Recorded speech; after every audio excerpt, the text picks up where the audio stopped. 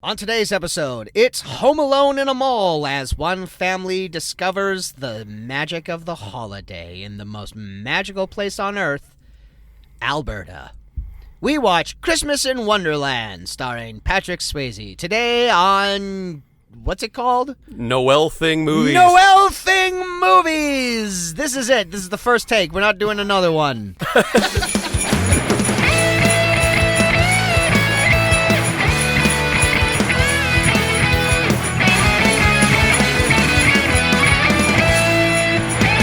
Yeah, the last thing is like the biggest non sequitur. Yeah, exactly. Yeah. You have to That have classic. the last word, Kaz. All right, Yeah. thanks, Joel. Have you met me?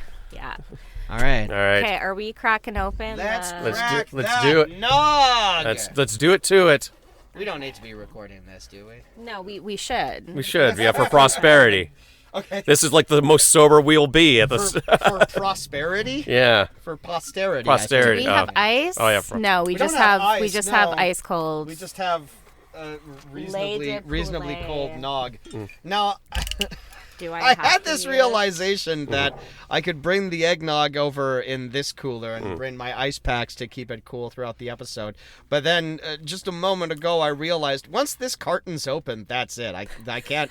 I can't carry it in this cooler anymore. I can't put it on its side. You really thought that one? Also- No, I didn't think that one through at all. Also, as it's going to get warmer and warmer here in the booth, that eggnog is going to get ripe. This was a It's bad not- idea. It's not. Yeah. Oh, she's having a double. You could just Sally walk home drinking eggnog over the terminal bridge. Yeah. Absolutely. There's nothing wrong with Then that. become a cliche. Look, at the end of the night, whatever eggnog is left, I'll just pour some rum directly into. Oh, I'm making everyone a double. That's Yeah. okay. Well, we Okay. gotta start off strong. Yeah, it's not like I went out drinking last night with the guys I host trivia for. Well, maybe No while need to Hannah brag, Jameson. is busy making these drinks, I'll just casually introduce the show. Welcome back, however you wish to self-identify, to Nothing Yule's? Is that what we landed I thought it was on? Noel Thing. Oh, Movies. it's Noel. Welcome back to Noel Thing Movies. There you go. Of course. How could I forget? Jing, jing, jing-a-ling, a ding-dang, ding-a-ling, do. Indeed. It's the podcast where we ask the question, the fa-la-la-la-la-la-luck is this? Oof. It is the podcast where we go through an actor's filmography and choose the most anonymous and culturally untalked about movies that they've made and decide whether they're naughty or nice. I don't know. Hey! I don't fucking care. I'm Kaz Lescard. I'm Jameson Rafter. And Hannah Snider is here. She doesn't need to stand on ceremony. This is She's not worth it. she's so worth it. I know, Absolutely. I'm kidding. Maybe she. Oh, shit! Well, that solves my problem. There's all the no. eggnog gone. Oh, man. Oh my Someone god! needs to go and get Someone needs to. Joel. He's not our servant. He's not our runner. It is. We are recording our Christmas episode. As you can tell, we are. Why did you get Because I didn't want to a bring a giant. 946 milliliter? Well, I didn't know you were gonna make monster nogs first Kaz, you've thing ruined out of the Christmas. gate. This is. Oh my god! We need a miracle. We need a Christmas miracle to help us save that. This is gonna get messy. There we go. Well. Our mixologist is busy right now, but she is here and she is making her fourth appearance on this podcast. A new record. Hi. One more, and I suppose we'll have to get you a jacket.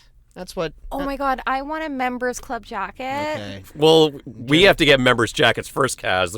Oh my god. Oh no, cake. No, you gotta take the thing. Oh, I off thought and- this was poultry seasoning. Okay, we're good.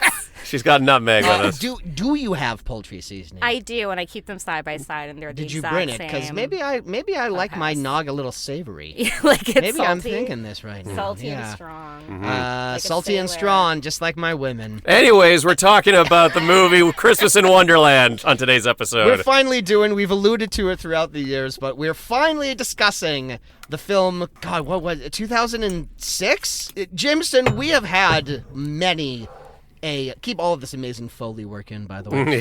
Yeah. Jameson, we have had many an abandoned episode over the years. We've had That's true. We've had a handful of them. This one never even made it to Mike. Thank you. You know, Yeah, this one, true. This one got stuck in the planning stages. Yeah, it took a real Herculean effort to get this actually made because the very first time that we watched the movie together, we had to do it on some streaming service whose name escapes me, and I haven't. Some American streaming Something like that, service I think. we needed a VPN for. Yeah, because let's all get a quick yeah. shot of our festive glasses. Hannah has supplied us. We all brought a little something. Jameson brought the rum. I brought the nog. well, like the biblical 3 wise asses or whatever. And of course, she brought that nut. Mm-hmm. Meg, Good of course. Lord. Yeah. Yeah. But yeah, we couldn't find the movie on streaming. It was just not available anywhere. So Kaz lucked out and he found the DVD at a thrift store. And then, lo and behold, I found out today some jabroni uploaded it to YouTube 5 months ago. The day after we watched it, and I've been holding on to this DVD for several months now. Yeah, exactly. Well, yeah, that's just the way things go. That's just the way it is. But no, we're finally doing it. We manifested it. We put it out into the universe. And now we're finally here, and we're here to discuss Christmas in Wonderland. And yeah, now listeners, you will understand why we were so gung-ho about finally talking about this insane movie. Good things come around, and all good things end. And unfortunately, something that ended was the career and life of Patrick Swayze. Quite sadly, a long time ago. Yeah, when did he die again? Over 10 years ago. Yeah. I thought he died in like 2007, 2008. Well, his career right as soon as they finished rap on this movie. Career, yeah, the movie killed him. I'm pretty. I think it was 2010 because I was definitely going to school when I found out that he died, because I remember coming home and telling my roommates, hey, I just read that Patrick Swayze died, and they were all a lot more upset than I was.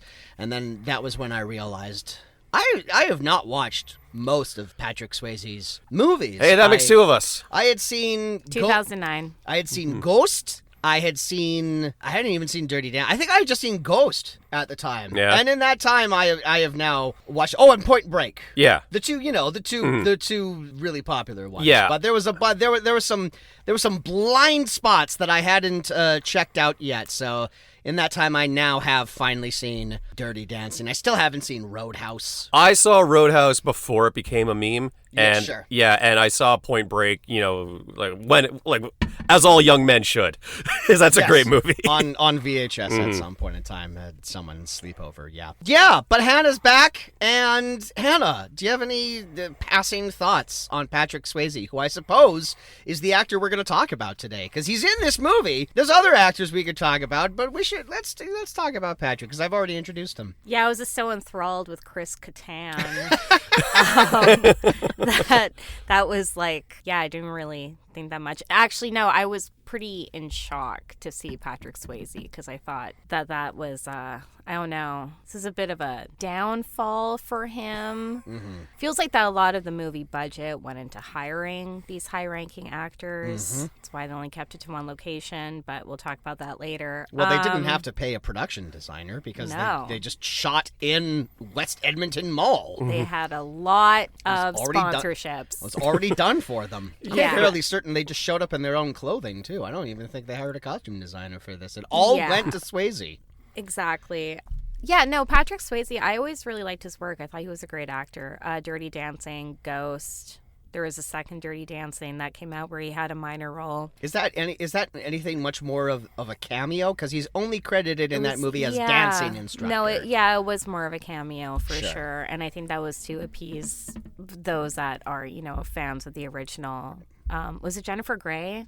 Jennifer Grey, who I believe was not in the... No, she wasn't in the second one. The Havana, she didn't... She never got to see those Havana Nights. Good no, Lord. she didn't. And then what was the... Why is it escaping me? I got his whole filmography listed here, so... Pony Boy. The Outsiders. Thank you, The Outsiders. Yes. And then there was another one, too, where he was an outlaw that, grabbed children from a, abusive foster care system, and then they lived on the road. I think you might be thinking of the movie Fatherhood. Yes, thank you. Where he's a scumbag criminal and he just wants his kids back. Yeah. Well, I mean, look, I've written down the man's entire filmography here, so we can just breeze through this before we get into Christmas in Wonderland. Yeah, Patrick Swayze. His first movie is in 1979. It's a little film called Skate Town, USA. And this is a roller disco movie with Scott Baio And Patrick Swayze plays the lead. He plays a character named Ace Johnson. Hey, okay. And he's out to win the big disco derby event. Sounds like a movie from the 70s. Yeah, right at the tail end, right. One of the very last things that decade eked out was Patrick Swayze wearing roller skates. Then he followed that up with, as you said, The Outsiders, a sort of big seminal first movie for a lot of future stars. Rob Lowe, a very, very young Tom Cruise, Emilio Estevez, Ralph Macchio. Like a bunch of like boys who kind of are in a gang, and then things start going wrong, and one of them accidentally kills somebody, and then Ralph Macchio ends up in a hospital bed. He says, "Stay gold, pony boy." And I like the movie better when it was called The Warriors. We've mentioned The Outsiders a handful of times on this podcast, Jameson. I'm almost certain you've made the same joke every single time. You know what? It's a good one. It's a good joke, and I'll tell it again. I'll stand by it when the next time we do. Well, I'm sure this movie will come up again and again because there's just so many people in it. Also, in 1983, he's in a Vietnam movie called Uncommon Valor with Gene Hackman. Right. He's in another movie that has USA in the title, 1984's Grandview USA, which is another coming-of-age movie with a bunch of future stars in it. Look, we are going to come up on so many nothing movies on Patrick's career. Like, not even after his career started going down the tubes. Like, there are movies sprinkled throughout his career after some of his biggest hits that had absolutely no staying power and have just disappeared into the ether. One of those that hasn't disappeared into the ether, another Swayze classic that I still haven't seen, just because it kind of sounds like a bummer, is Red Dawn. Has anyone seen Red Dawn? Oh, Avenge me! Is that? Yes, I've seen Red Dawn. Okay, that's the one where the U.S. is invaded. Yeah. By Korea? by by a Russian sub. by or the something. Now the Ruskies. second one apparently is They Korean. did remake, a remake. yeah. They did a remake. Yeah. I think Jennifer Grey is in that as well. Sorry, I know this isn't about Jennifer Grey. No, I mean she's a But- classic Swayze co-star, so Yeah, by all means, yeah. let's bring her. And I mean, like Swayze works with a lot of the same people that he's worked with in other movies. He's constantly, and especially in this early stage of his career, working with his other co-stars from The Outsiders. Yeah. Those guys kind of made like a little mini like Brat Pack type situation, and they Yeah. ended up doing a ton of movies together, including 1986's Youngblood, which stars that's right. Rob Lowe. This is a hockey drama. It is from the director, Jameson, of Hot Dog the Movie. Okay. And also buried in the cast is a very young Keanu Reeves.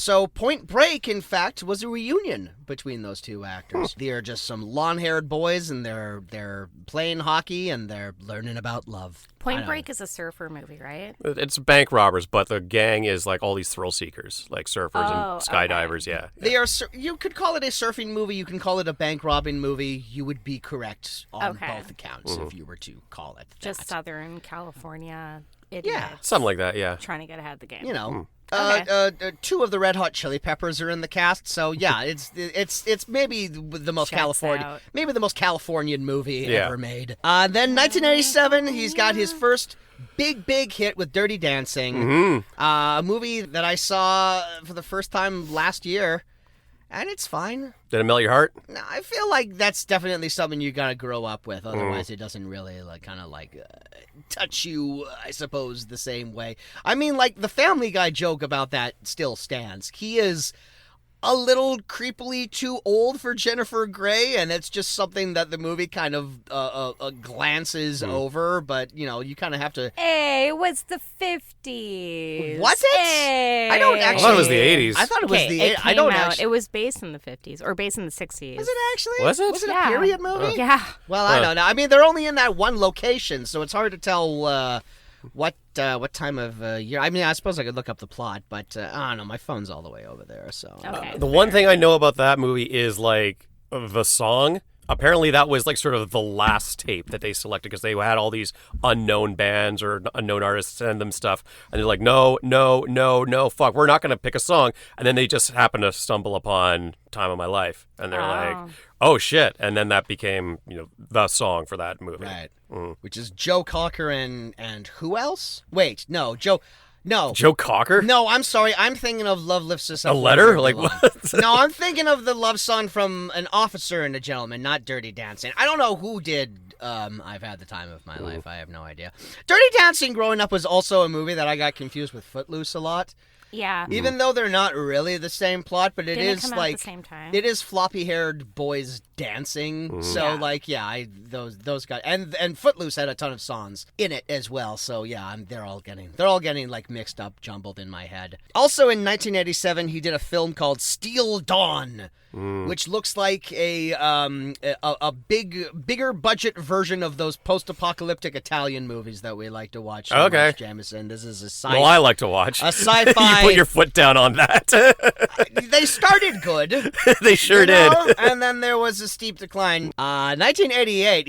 Here is a completely forgotten movie. I was going through this. I'm like, this doesn't sound like a real movie. 1988. He's in a film called Tiger Warsaw, where he plays a man who, when he was a boy, he shot his father and left him in a wheelchair, and now 15 years later, he's come home, and that's all the plot description there is on the movie Tiger Warsaw. The poster is just a big old photo of Swayze's face, and he's kind of half smiling. It's just a movie that's like, what is this? Where did this come from? But why Warsaw? Because that's his last name. He's Tiger Warsaw, baby. And You had to ask. He probably had like a fastball or something. I don't know. I'm not remotely interested in finding out more about Tiger Warsaw. Propaganda movies against. What do you mean propaganda? Soviet Union and Red Dawn. Tiger Warsaw. It's all connected. Yeah, absolutely. Yeah, that was his response movie to Red Dawn. He really wanted to play a Soviet. 1989, he's in Roadhouse, which I've heard is an awesome violent movie. I still haven't gotten around to seeing it. It's just like every other scene, there's a fucking fist fight that goes down. You know what's kind of mind-blowing in that is seeing young Sam Elliott. Still got that stash? I know he rips a dude's throat out in that movie, right? With his bare hands. I don't remember. That's what he gets in trouble with. I don't remember. Yeah, I'll get around to it. They have apparently made a Roadhouse remake. Yeah, I think they're making it. With Jake Gyllenhaal and Conor McGregor, right? Conor McGregor. And I think it's getting released on Amazon Prime, and I think they were really pushing for a theatrical release, and they screened it to a bunch of people. And then they're like, no, we don't want to have Conor McGregor do a press junket. No, we're not doing this.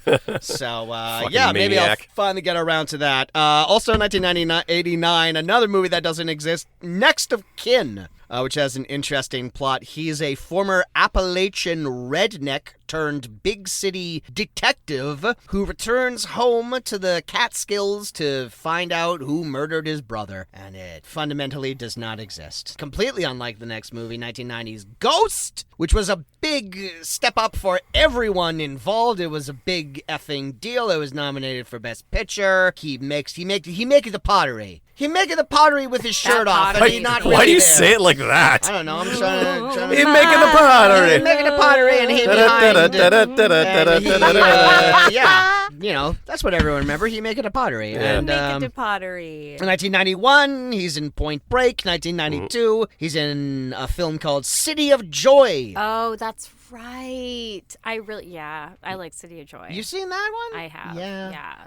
I would probably categorize it in like one of my preferred films of his filmography. Interesting. And of really any movie. So it's in your top 10, would you say? Yeah. Okay. Yeah. Wow. Interesting. Wow. I haven't really thought about my top 10 with films. Well, City of Joy is somewhere. City of Joy I can definitely categorize. categorize within that. He plays a depressed white doctor in Calcutta, and it has that white saviorism to it, but other than that, it's good. Yeah, because he does help a slum in Calcutta, and I would definitely recommend. It's well done. Good fodder for this podcast. Lots of yucks, lots of laughs. Moving on.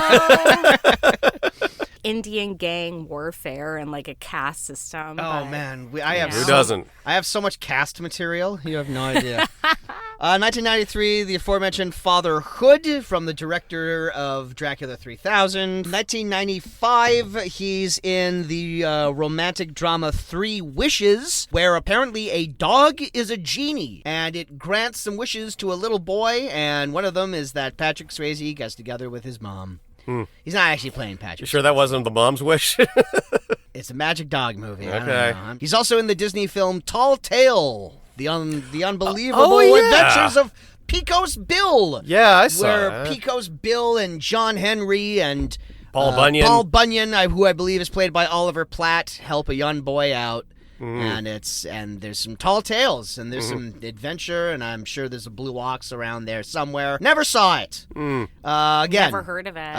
yeah, it's one of those Disney live-action movies that came out in the 90s. Okay. So it's probably buried on Disney Plus somewhere. But I would say his last big, significant movie that he is the star of comes now. It's in 1995. It really ends that early for Swayze. And I, of course, am referring to the cult classic To Wan Fu, Thanks for Everything, Julie Newmar, in which he, Wesley Snipes, and John Leguizamo play 3 drag queens on a road trip. See, I've never seen that one, and it is a cult classic. Absolutely. Well, it has become a cult classic over the years, obviously, to the drag community. Obviously, drag has become such a huge thing lately with the drag race and all of that. And this was one of the first, like, Hollywood narrative movies to sort of explore drag culture. I think To Wan Fu is fine. I think all 3 of them are good. I think Wesley Snipes is really good playing a drag queen. I think Leguizamo's the best out of the 3 of them. Of the 3 of them, I would say Swayze's kind of the most awkward, which is kind of interesting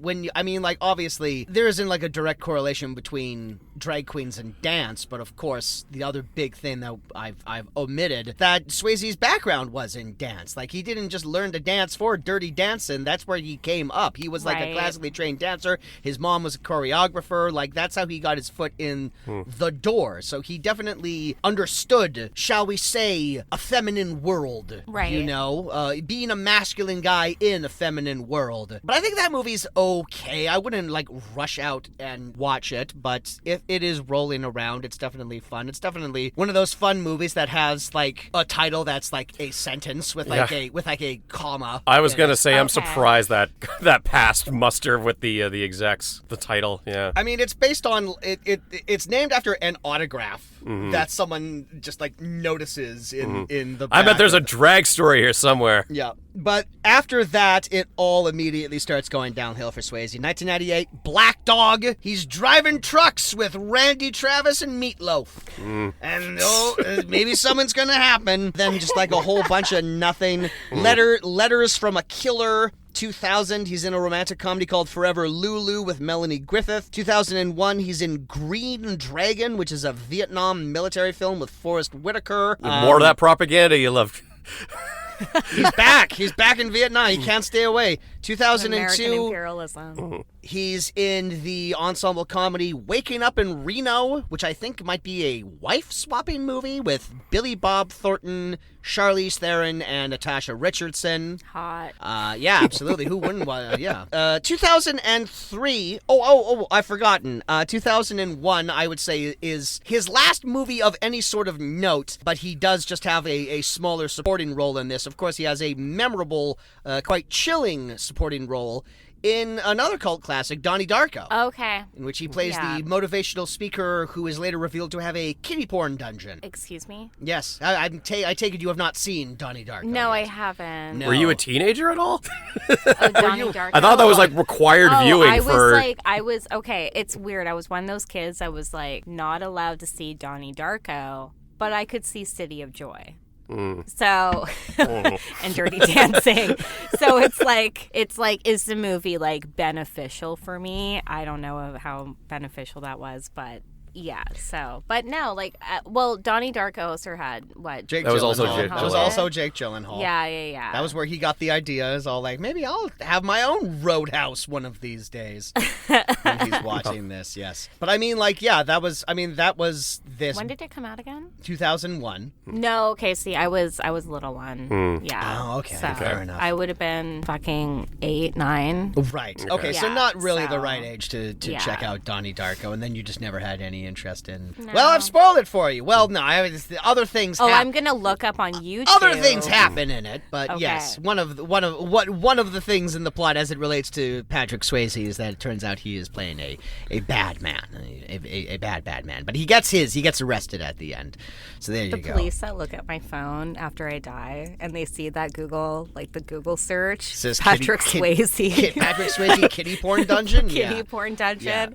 Like that's my legacy now, everyone. And they would just be all like, "Oh, we got another one. We got a 1284." Someone heard about Donnie Darko. Many, yeah. Apologies to the estate of the Swayze family. So 2003, he's in a film that is written, directed, and co-starring his wife. It's a film called One Last Dance. And it's just a movie that they made together, and it's about them dancing. Unsurprising. It sounds like this was a real family affair. Apparently his mom came in and did the choreography for it, so this just seems like a personal movie that they made. Is it a documentary style? Because I know I've heard of it. I don't or was think it so. Like I think it looks like it's a fictional narrative film. Okay. From what I can see, yeah. And when did that come out again? 2003. Okay. Would have been fantastic if that was his final movie, because A, it's called One Last Dance, and B, he never would have made Christmas in Wonderland. But it wasn't. He kept going for several more years. He's in this ensemble drama called 1114, which is one of those movies where parallel stories are all occurring at the same time. Of a specific time, 1114 for that matter. Wow. And it's another movie that does not exist. 2004, of course, he's got his cameo in Dirty Dancing, Havana Nights. He's in the children's film George and the Dragon, where he plays a knight in shining armor of some sort. 2005, he's in the British comedy Keeping Mum, where Maggie Smith is a cute little old lady, but oops, maybe she likes to murder people. Who knows? And Rowan Atkinson and Kristen Scott Thomas are her kids, and they're her adult kids, and they're trying to figure stuff out. And Patrick Swayze, he's a Yank. What's he doing in the UK? Who knows? He's up to no good, I bet. He have an accent? He does not. No, he is playing an American Damn. movie. I love it. It's like Andy McDowell when doing 4 Weddings and a Funeral, and she had to keep her Southern drawl. Anyways. Yeah, you can't have that lady do accents of any kind. That's always a disaster. Asking Andy McDowell to talk in any voice other than her own. 2006, he lends his voice to the straight-to-DVD Disney sequel, The Fox and the Hound 2. Oh, they made a sequel to that? Point now. They made sequels to everything, my friend. Okay. In this movie, The Fox and the Hound joined a band. Oh. That's it. That's the entire plot. That's the logical progression of that story. That's right. Yeah. They join a band. And of course, it's one of those movies that's like a sequel. It has like a 2 in it, but it's actually a midquel, because if you remember The Fox and the Hound, that movie ends with them as adults and they're enemies, and then they that's right. then they let the hound lets the fox go, but it's like their friendship is fractured, and it's actually a really melancholy movie. Forget all about all that. They're puppies. They're kids again, and they're in a band, and there's a goose playing a jug. I don't know. I'm just assuming there's a goose playing a jug. I think I fell asleep while watching it the first time 5 years ago. What, Fox and the first one? Hound, yeah, the first one. It's a sweet movie. It is. I do remember it. What's being funny sweet. is that when I was a kid, I always got Swayze and Kurt Russell confused. I can see that. Yeah. Because they're kind of similar looking dudes. They are. And Kurt Russell was in the original Fox and the Hound. Because Kurt Russell was a Disney kid. He was like the Zac Efron of his day. He was in all of these live action stuff.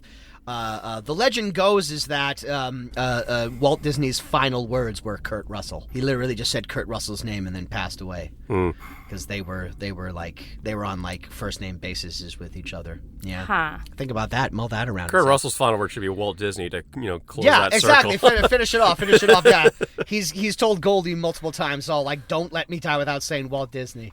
2000 and sorry, what? Walt Disney's Frozen. He's Apparently. Frozen, yeah. We don't know. He's definitely thawed out by now. That was a while ago that he was Someone frozen. was mad and they don't got. That's why they got to keep those. Put him in What the other sink. movies has Patrick Swayze been in, Kaz? 2007, Express in Wonderland. 2008, he's in Jump with an exclamation mark, directed by Joshua Sinclair, who we, Jameson, know better as Ice from 1990, The Bronx Warriors. Oh, that guy.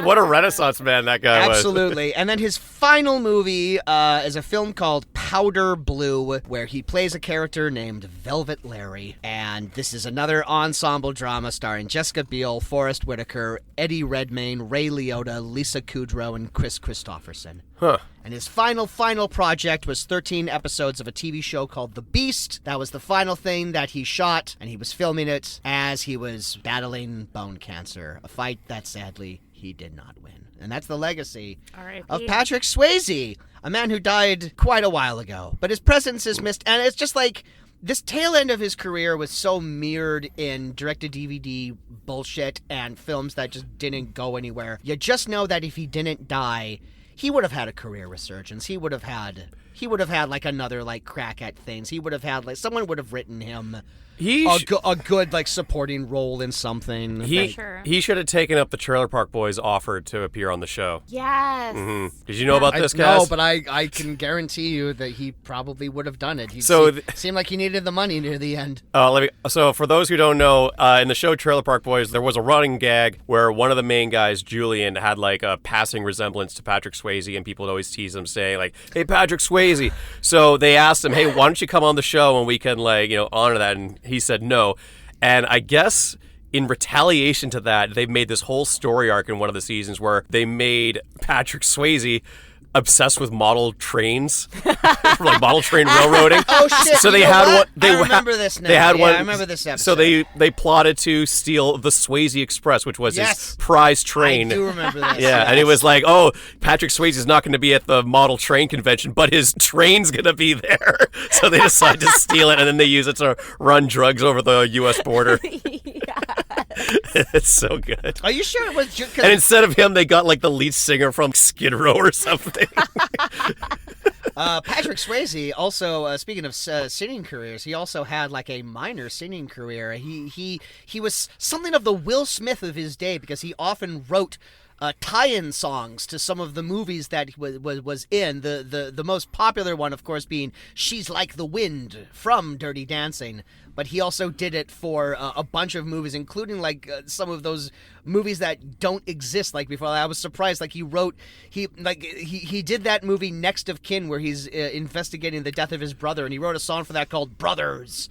And I'm just all like, was anyone asking you to do that, Patrick? He's all, hey like, guys, nah. You guys need a title track for Dirty Dancing? No, we're good. We're good, Patrick. Exactly. No, I honestly, he's one of the actors that I do have a lot of respect for. And I mean, I can only recall probably like 3 or 4 of the films that he's done from his long filmography. But I think he would have, like, if he had gotten better, hypothetically, then I think he would have had a big resurgence, have done some narration work, and probably That's had very just specific. taken it. He's done some like audio books or That, like what but type also of like narration? documentaries. Oh, yeah. And like Voiceover working stuff. for like, One of those biography Disney channel or nature something. things. Yeah. Yeah. Or he would have been in some Yeah. Star Wars project on Disney Plus. For sure. Maybe it's good he didn't live. He didn't. To see this, He didn't live long enough to see the this current state of hellscape of. Yeah, because then he would have had like a cameo in the Jake Gyllenhaal Roadhouse. Yeah, and also, yeah. I mean, well, what would he think of the world now? Would he be like on like Theo Vaughn talking about how like, Trump was the best thing to happen to America, or be like pro RFK? Like It's hard to know. It's just like, don't have any heroes because like they always come out and they always like say things that like surprise you, and you never really know where anyone stands politically. And of course, like when Patrick Swayze died when Obama was still in office, That's so right. like who his knows first year. what his political leanings would have gone Yeah. in like the coming years or whatnot. Maybe we're all blessed that we never found out. We are blessed never having to hear him say the words "build that wall" or something. Well, we've gone off the rails on this Swayze train. Time to talk about. Make Swayze great again. That's fantastic, Jason. I'm quite happy with that. That's why I brought it up. We'll take a little break. We'll drop in a charity spot, and when we come back, we'll dive right into Christmas in Wonderland. And, it's the holiday season, so, like, charity should be a part of that. So really, dig deep, folks. Just this one time, don't press that skip button. Actually listen to the charity spot. If you're going to listen to one charity spot a year on this episode, Listen to this one. Who's Don't doing the be a Scrooge. You are. Oh, You are. fuck. Pressure's on now. Jesus.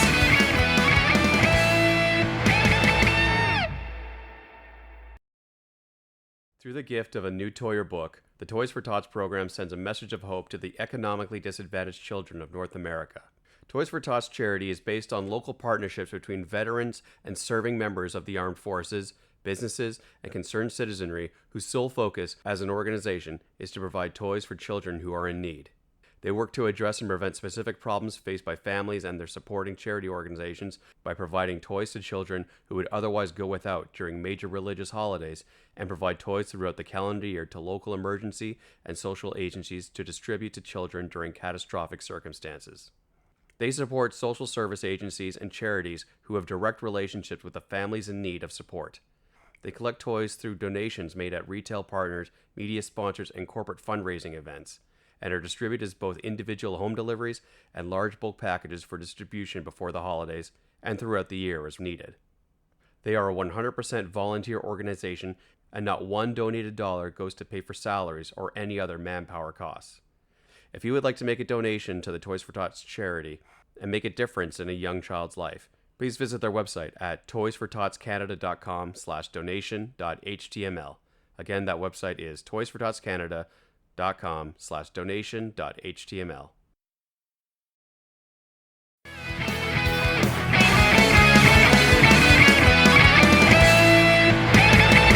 We're back. You're a natural. Now we're back. And we're back. And we're back. All right, so Christmas in Wonderland. It's written and directed by a man named James Orr.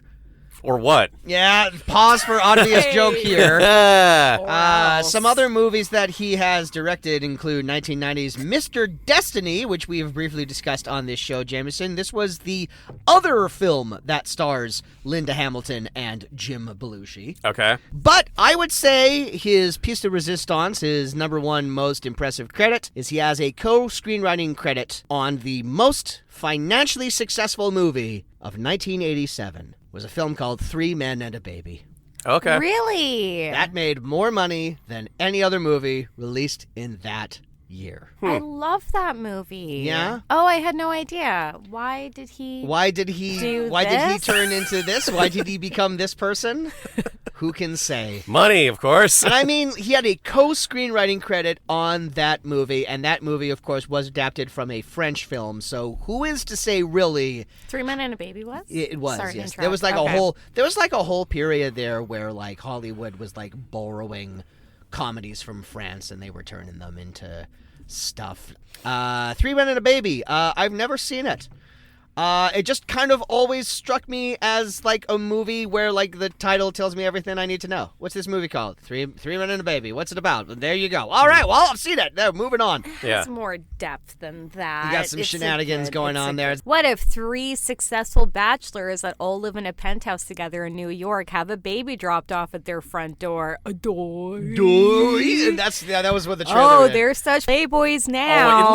at least that title makes sense more so than that, thanks for everything, Wong Fu, signed Eartha Kitt or whatever the fuck you said.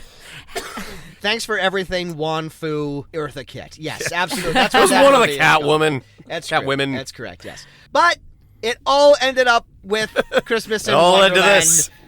He was the top of the heap, and now he's directing this movie. Also, I found out that according to his Wikipedia, he briefly dated Farrah Fawcett for a year, but that relationship ended when he was arrested for domestic abuse. So, fuck this guy?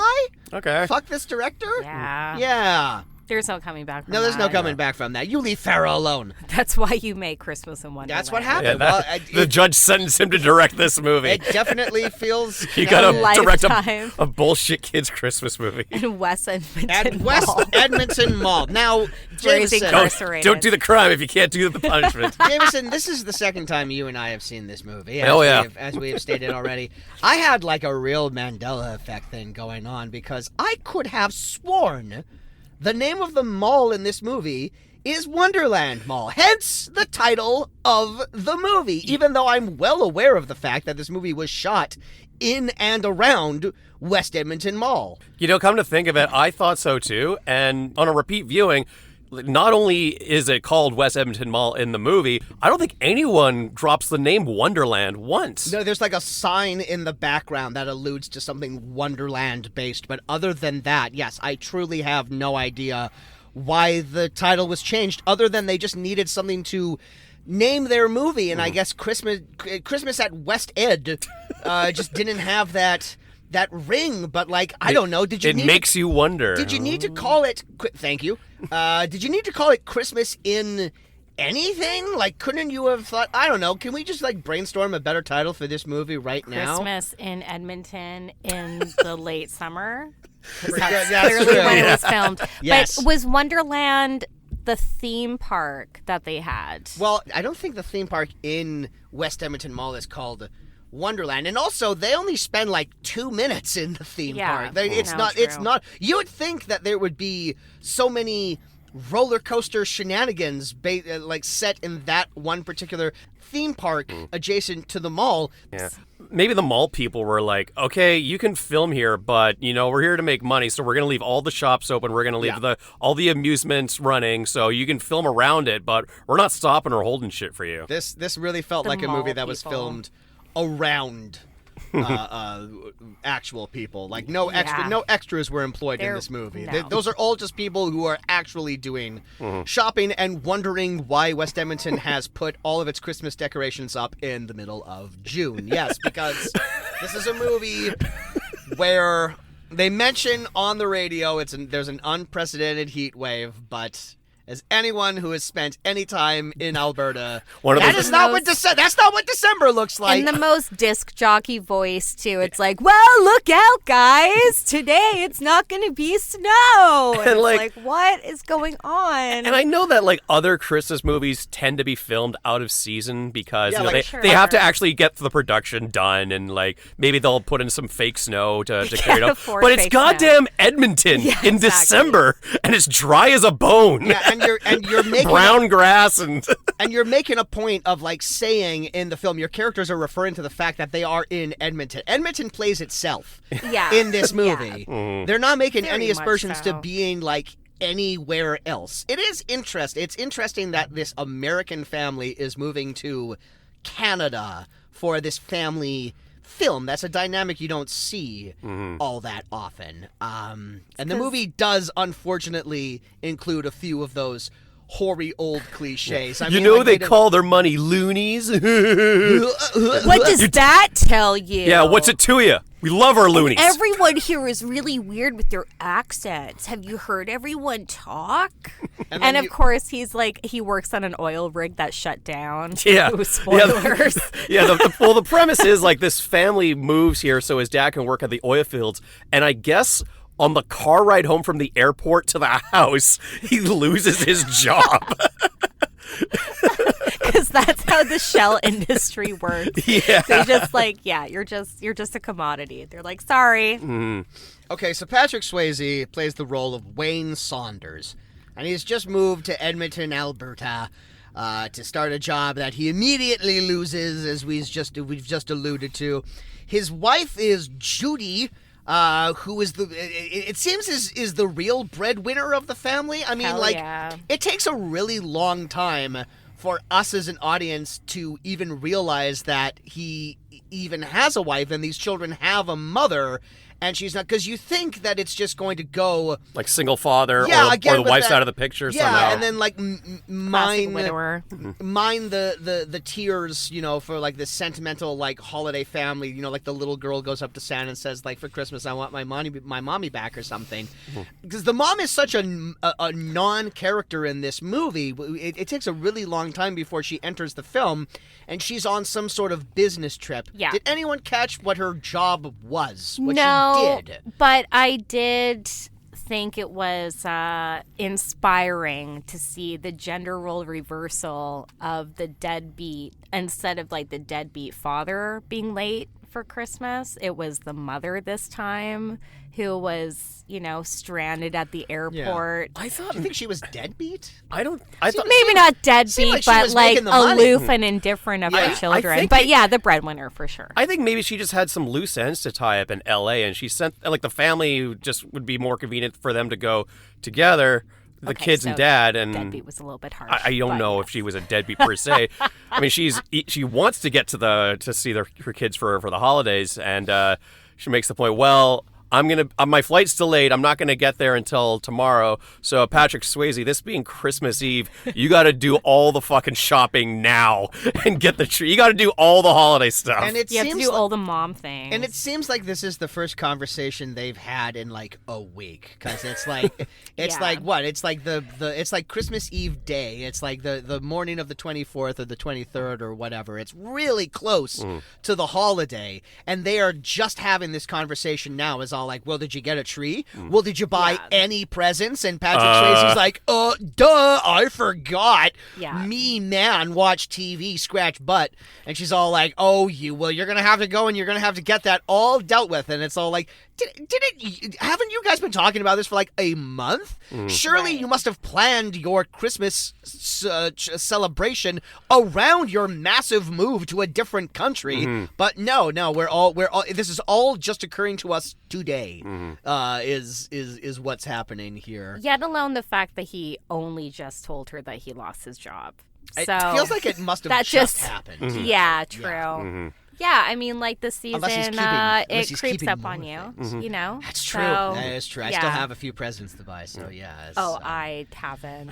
I don't know what to do. Yeah, that's what this weekend's for. Like everyone's getting cash. Everyone, hey, you know what? Cold hard $20 bills. Sign me up for that. Yeah, I'll take Yeah. I'll take Come on, the Yeah, money. Dylan, exactly. right? Yeah, absolutely. So he's got 3 kids. He's got the teenage Danny, who Annoying hates little prick. having to have moved away from all his friends, move away from his girlfriend. Just a real stick in the mud, this character. Yeah. It's not helped by this actor's performance. Low energy doesn't even begin to describe it. Sardonic, hormonal, everything you hate in a teenage boy. Yeah.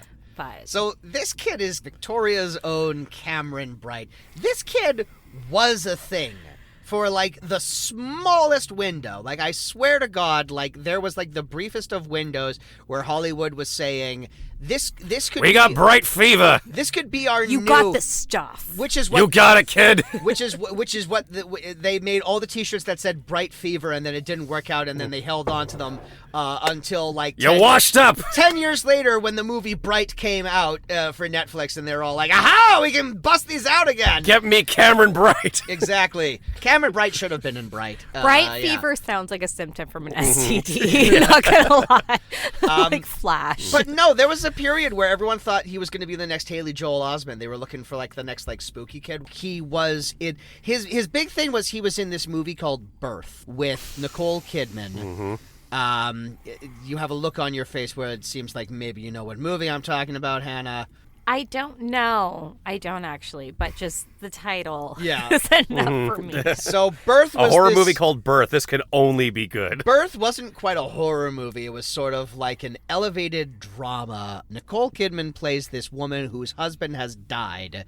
And then a few years after her husband has died, I guess maybe like 7 or 8 years or 10 years or whatever, this kid comes to her, played by Cameron Bright, who claims that he is her husband reincarnated.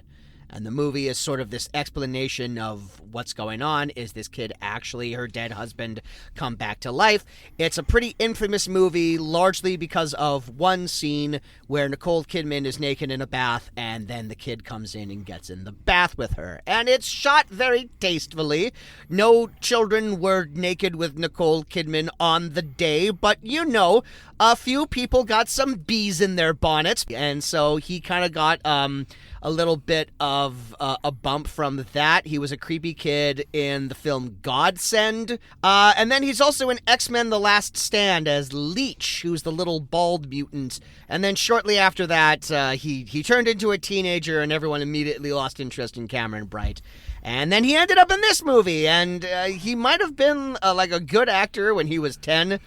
But boy, he lost somewhere along the way. He really lost it because, no offense to a fellow BC actor, but he's really quite terrible in this film. Unfortunately, he's really checked out. Very wooden, monotone delivery, and just the lines that they give him are just. He's meant to be just a sassy teenager, and that combined with just like a very dull delivery makes for a brutal combination for any performance. He's also just the least interesting character in the movie. Yeah. And then the other two characters who ostensibly are the leads of the movie are Brian and his little sister Mary. Yeah. And Brian also has an attitude.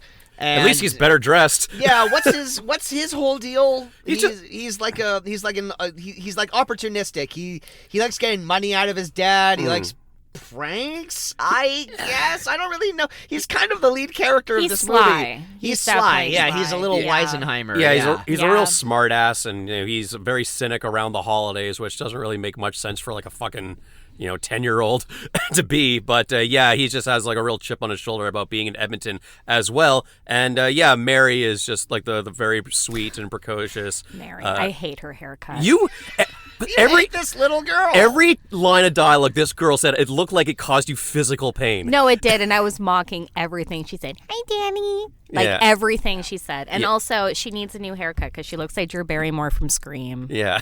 She also needs to like pick up her volume too, because whenever she's talking to the animals, and I just want him to know that I got. I just want $1 million. Yeah. So she's But Brian, her we're whole with the mole people in the basement. her whole arc is she's worried that Santa's not going to realize that they moved. So she's sending him like poorly written emails to like, we moved to Edmonton, spelt with 2 E's, and we moved from Los Angeles. And, that email was clearly written by an adult trying to write like a child. Yeah. And so she's like chipping away at their like closed off fireplace and everything. And so she was like, I better take him to the mall with me to do the shopping. Can't leave this destructive little girl alone in my house with 2 teenagers who don't give a shit. What's crazy is we watched some behind the scenes featurettes that were on this DVD. All these cast interviews of people being asked questions that they truly did not want to bother to be asked or whatever. But they talked to this little girl was played by twin girls. It was played by sisters who I imagine took, passed the baton in between scenes or whatever so they wouldn't get too tired or whatever. And when the little girls are just talking to each other and just being natural little kids, they're infinitely more watchable than this character that they're forcing her to play in this movie. So if this woman-beating director was like had half of the skill necessary to direct actors, he could have gotten probably a good naturalistic performance out of these kids and just said like, look, just be yourselves, just like act like kids or whatever. But no, they forced them all to memorize this dialogue and hit their cues and say the lines, and as a result the movie's basically unwatchable whenever the kids are on screen. I'm not by any means a film actor, but how do you train young twins? Do you train them together so that they can mimic each other's performance? Because it's still like a very individual. I don't think anyone thought that far ahead for this movie. No, I mean, I don't think anyone. I'm just being... I don't know the word to describe myself right now. Never mind. Moving on. Okay, so Swayze has lost his job. He has absolutely no presence. He's forgotten to buy a tree. He's forgotten everything. Yeah. He's forgotten to do absolutely everything. Barely knows what Christmas is. Yeah. So, he doesn't even know how to unpack the boxes. So. Can't even fucking go shopping. Yeah. No. Well, and then they go shopping. You want to talk about like the exterior shot of the West Edmonton Mall Hotel Casino that's there? Have they done some major renovations in a while? Because I don't remember it looking like that. But also, pointedly, they still have a sign on the outside that says West Edmonton Mall. Yeah. So if they were going to gussy the mall up and turn it into Wonderland Mall, why include the actual title of the mall that we all know that it is? Yeah. But, that just adds to the confusion here. The whole mystique. The family gets to the mall, and Dad immediately shows why he should not be left in charge of these children by basically abandoning them at the mall. And he leaves, like, the older boy in charge, but, like, that's a recipe for disaster. We all know how that was going to turn out. Yeah, there's a wave pool. That's right. He passes the buck down. He's like, okay, well, Dad's gone to do the shopping for 2 hours. You kids stand in this 75-hour line to go see Dumbledore Santa there. I'm going to go and look for some chicks at the wave pool. It wasn't Santa. We agreed. It was Sinterklaas. It was Sinterklaas. Or in case knowing the large Mennonite community in Edmonton, it's Der Weihnachtsmann, the German Santa. And he even had his own little Black Peter with him, handing out candy canes. Now there's Yeah. it's occurring to me that there are like different stages of elves throughout this movie, and we'll get here. We see elves depicted in 3 different ways in this movie, and Different they're all levels. Yeah. they're all a problem. We're going to have to build to our favorite one. Absolutely, yeah. Yeah. They're all a problem. Yeah. But so these kids immediately split up. Danny goes because his teenage hormones are drawing him towards staring at girls in bikinis. But let's not forget how his father told him about the girls, that there were lots of girls in Edmonton. Well, he specifically says, like, I bet there's lots of girls your age in Edmonton. And I'm just all like, Swayze, there's girls of every age in Edmonton. That's how it works. Yeah. It's not, Chick it's not, Edmonton. It's not just all like, we need more 12-year-olds. Yeah. Bust them in. Please don't take that out of context, Yeah. internet. This ain't bountiful, BC. Oh, God. Anyway. We don't know that. So he sees this one blonde girl in a bikini at the wave pool, and he wants to go say hi to her. He sees her like from afar, like he's like on like an upper level. He sees her in the pool. He makes his way down to the pool. He sees another girl, another blonde girl in a red bikini. She's like, excuse me, and she turns around, smiles at him. She's got braces. Well, I had to rewind it because goodness. it's like you can barely tell that someone is wearing braces to begin with. Even if you're talking to someone with braces, it takes half of a second for your mind to register, Yeah. that person has braces on. And it's like, look, if anyone has been in West Edmonton Mall and has looked down into the water park, you can't make anyone's face out. It's it's way too far away. Yeah. So, like, how on earth would you know that this wasn't the girl in the bikini that you were looking at? Yeah. Yeah, moron? and again, wife-beating director was trying to implement that as in like, oh no, he had mistaken the beautiful girl that he saw in the very fast times at Ridgemount High, because she was emerging from the water in the red bikini, for, a girl who was unconventionally not as attractive. Well, no, she and was perfectly attractive. She was until- perfectly fine. Until she opened her mouth and then barf. Yeah. Oh no! That's what I hate about But the she physically matched the appearance of Yeah. the other girl that he saw from the like pool. literally did. Yeah, and of course, like, oh, sorry, you're not my type or whatever. This fucking asshole God. walks right by the actual girl he was looking for. That actress is now onto her own comedy career. Talking about the time that she played the ugly girl at West Edmonton Mall. Oh god, they really had to gross me up. Yeah, They had to put like a fake grill on me. yeah. They asked me to smile at the audition, and they saw my teeth. Grills Like, that spell grills with a Z. So while he's doing that, the middle child and the little girl, they're talking to Santa, and she's just all wide-eyed and full of whimsy, and he's just trying to crush her Christmas spirit. Yeah. He's like, that's probably not the real Santa. That's probably just some drunk from the unemployment line. Hey, Santa, take a breathalyzer test or whatever. And this Santa Claus is taking this all with tremendous good humor, and he's dialed in. And and it's around this time we meet our wet bandits of the movie here. We need More a like couple wet of fart. a couple of bumbling fools. I mean, I was getting some major Pups Alone vibes from this movie. From these Jen. two, Yeah. Just Oh, like absolutely. you got the one skinny guy and the one fat guy, and this is the Cardoza brothers, Leonard and Sheldon, played by SNL's Chris Kattan and Jackass's Preston Lacey. R.I.P. R.I.P. No, he's still alive. No, I know, but He their is careers are amazingly dead. still alive. Oh, catching Clearly. strays. Bing. Damn, girl. Hey. Yeah. Preston Lacey was just in a big screen movie. Oh, It was really? Jackass 4, but Yeah. exactly. Yeah. Well, now we know the Yeah. type of people that he likes to. Yeah, appease to. and he is, one of those like Theatrically. outrageously stupid characters. Like, Yeah, almost like he Yeah. has some sort of like mental deficiency that the movie doesn't 'Cause- want to go into. But yeah, he's a little too far behind. I mean, like, Yeah.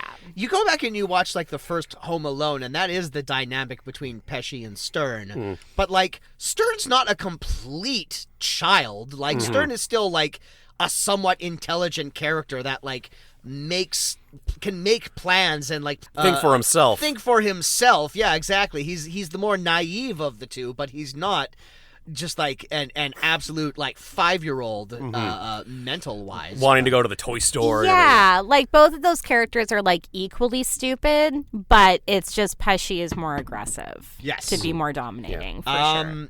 But I mean, yeah, Preston loves to eat food, and he loves jelly donuts, and he loves saying the I word like jelly. Yeah. I guess that's a joke. Yeah. And Chris Kattan, Jelly. Chris Kattan is just angry, and like he's just like upset that he has to star in this movie because he used to be in Night of the Roxbury, and He made that very known. Oh yeah, he was drawing on a lot of life experience to play pissed off in this movie. I think he was not Yeah, happy. I've never been in a Shark Tank before. Yeah. That was the first, and I hit my head. Oh yeah, It's like, bro. on the behind the scenes for that, he talks about how he hit his head and got a concussion jumping into a shark tank. And no stunt advisor was there, Hey, I like believe as it. first Yeah. aid. I believe mean, it. if you see how In this low movie, budgeted this is, yeah, believe it. exactly. So their plan is to use a bunch of counterfeit currency, all $100 bills, to buy Christmas gifts with this counterfeit money, and then they'll get real money in change.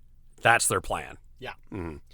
And they have a big bag of counterfeit money, which of course goes over a railing and onto the ski rink where our two cherub-faced angels are, and it falls right in front of them, and they grab it, and it takes an outrageously long amount of time for these two criminals to even think about moving one level below and getting this bag back, which is the very first thing that I would do. But first they have to have like a conversation. Like, it falls over the side, and then rather than just go to get it, they have a conversation about what they're going to say to the third party of their the boss, The ringleader. the ringleader of this gang, who we very quickly find out is Carmen Electra, playing the role of Ginger Peachum. And she also looks remarkably bored to be here, and I didn't believe a single word that she said.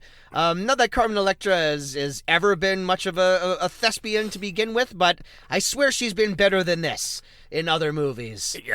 How could you be any worse than She's this? better. I'm sure she's better than this in Scary Movie. She was in Scary Movie, right? She gets I think so. murdered. I don't know, but like, yeah, this isn't our Carmen Electra episode, unfortunately. So Ginger yells at the two knuckleheads, and she says, "I'm gonna go get a makeover. Not that I need it, right?" And and that's because she's vain. Tell me She's like a something vain. I don't know. She's a vain ice queen, exactly, even though she's very clearly wearing wigs throughout this entire movie. So her makeover, she switches from one wig, from a black wig to a blonde wig. Well, blow drying her hair so many times between takes, with the amount of times that she had fallen into water. And then she immediately puts a wig on. Yeah, well, Yeah. you can't get those wet. Those are that's like real human hair. That's True. expensive. I wonder if they decided to shoot this movie in the middle of summer because Carmen Electra was like, "There's no fucking way I'm going to Edmonton in the wintertime They definitely- for this piece of shit movie." They definitely didn't make. I'm wearing my scheduling mini changes. skirt and my her skimpy dress But there. she wasn't outside. She No. never got to go outside the entire time. Who knows? But yeah, so now our plot, such as it is kicked into motion. The kids get the bag full of the fake money, and they're going around, and we get our eye-rolling shopping montage. Yeah, it hits all the hallmarks. They're in the toy store. They're right in the candy shop. They're doing like the changing clothes, coming out of the Fashion dressing. show at Gymboree. Yeah, Oh boy, coming out of the dressing room montage. There, we've all seen like 1,000 fucking times, and it's all underscored by "Walking on Sunshine." That's where the budget of the movie went to get the rights for that song. That's like the only like popular song in this movie that isn't like a Christmas carol. I can't believe the movie did this. I mean, that song has become such a cliche because of scenes like this in other movies, and the movie was like, "We should do that. It's tradition." They do like the classic kid montage thing where they go to the food court and they get an absurd amount of food. Yeah. Like it's like I don't know much about kids. One thing I know about them, they don't really have that big appetites. They're No. notoriously picky eaters. They'll eat like 3 chicken fingers and that will keep them going for like the rest of the day. But movies seem to think that like you gotta give them big ice cream sundaes and full pizzas and buckets of French fries and whatever. And it's like, and also like it was established earlier that Patrick Swayze was only going to be gone for 2 hours. But like this montage is going on. Like it would take them an hour and a half to finish all of this food just to It was a begin waste with. of food. It was a waste of food, and it bothered me, and I didn't care for it one bit. Especially fast food, that's expensive. But, you know, children have eyes bigger than their stomachs. Yeah. So, What we needed was a scene where they gave the food away to the less fortunate, to the mall people. yeah, absolutely. Because everyone knows that West Edmonton Mall has the secret society of people who live underneath the mall. Well, I've been a sales associate before that's had to live off of food court food, and it would have been nice if a 7-year-old just handed me a New York fries hot dog and said, Yeah. "Here you I'd go." ask what's wrong with it. Like, what is this? Is this kosher? So while all this is happening, Patrick Swayze is trying to do the Christmas shopping. He musters up all his courage to go into the lingerie store. Oh boy, this Oh, scene. no. In a scene that writes itself, he tries to talk to the difficult clerk who It's assumes- not that she's difficult. It's that he can't string a single sentence together all of a sudden. It's like he's never shopped for anything before in his life. He's just buying underwear for his wife, whom he has been married to for long enough that they have a teenage son. And he's acting like this is the first time this has ever come up, ever. And he's so utterly flustered and bewildered at the idea of buying a pair of underwear for a lady that he immediately stumbles over himself. And this German underwear associate or whoever, this day player who's making... Licenza. She worked at Licenza. She's making some big choices with this character here. It's all like, this character's not written to have a German accent, but once these cameras start rolling... I've been working on my I'm just accent. gonna bust out a German accent and see how Swayze reacts. That's the And thing. absolutely no one on set bothered to say no. Don't or do cut, that. Or cut. Or, yeah. That's the I'm thing. really feeling like this character is German. And she used to work for a fashion studio in Berlin, and then she migrated to Canada to live in part with the Mennonite community in Edmonton. And that's the character work that I've brought to this right here, to Olga. Yeah, and I'm gonna Ortega. Yeah. assume that Patrick Swayze is buying the underwear for himself. Based because on absolutely nothing. Based on the, you buying this for your girlfriend? He's like, oh, I don't have a girlfriend. Oh, I get it. There's no other I possibility won't here. tell. Your secret is safe with me, my dear. Mein Schatzi. Yeah. Yeah, and also $75 for a nice lingerie set from Licenza is a fucking steal. So, as an oil rig worker like himself, these were- An he out of shouldn't work have oil been. worker. These were 2006 prices, of course. So they Yeah, probably jumped up yeah, touche. considerably in that time. But yeah, Swayze is just floating around the outskirts of this movie. He has like his underwear scene. Later on, he tries to buy a snow blower from Zellers. That was a Blast from the past. That was absolutely a blast It from the was past. Denise. Zeller. Yeah. She'll die. Oh, God. What was with that She'll clerk? die. It's Yeah. called being on autopilot is what it is. I'd like to put this on my card if I could. So, I got this for my wife. She'll die. Yeah, I think she'll like it. Don't you? She'll die. So, if your husband got you something like this, I die. I'm sorry, sir. Your card's no good. no good. What do you mean, no good? Well, Good he was Lord. being a bad consumer too, because he goes up and his credit card is declined because by this point in time, mall security, who we will talk about, Yeah, we're getting to that. I'm pulling McLeish. the things on this, but yeah, his credit card's been declined, and rather than do like the natural thing, either pull out another card. I guess he doesn't have another card to pay in cash or whatever and stuff like that. He forces this poor lady who's working retail on Christmas Eve day to try the card again, and it's like, buddy, you're gonna get the same thing. Like the card doesn't magically have money on it. Now that you've tried it again, you're holding up everyone's time, and everyone's like upset at him, and like the energy of the of the scene is supposed to be all like, oh, poor Swayze, but it's all like, no, He's holding up the line. He's an idiot. He doesn't know how to shop at a store with people before. He's like an alien wearing a skin suit. He has no clue what he's doing here. Well, I just love that he's buying a snowblower when there's no snow on the ground. I mean, I guess maybe there is a sale going on. He's buying it for his wife. That's right. She'll die. She'll die. She'll die. What? She'll die. She Good will God. die. So credit cards don't just automatically have money for you? Apparently, if you keep trying them, maybe Oh, I okay. should do that. Maybe I Yeah. should take my maxed out credit card and just say like, now try like. What about if you throw the machine across? They tend to frown just on that. rip it out of the system.